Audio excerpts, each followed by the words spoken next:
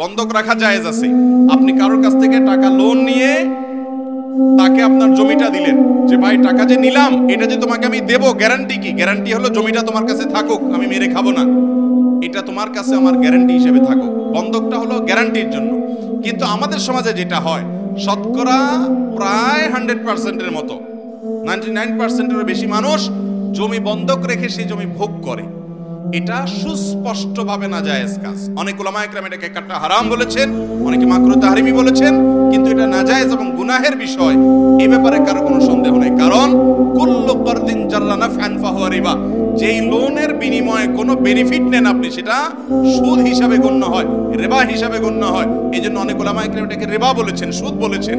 অর্থাৎ আমার জমিটা আপনাকে দিলাম, আপনি আমাকে 5 লাখ 10 লাখ টাকা দিলেন, আমার বিপদ হয়েছে, সেজন্য সেই টাকাটার আমি কাজ সারলাম, যতদিন আপনার টাকা আমি শোধ না করব, বিনিময়ে যিনি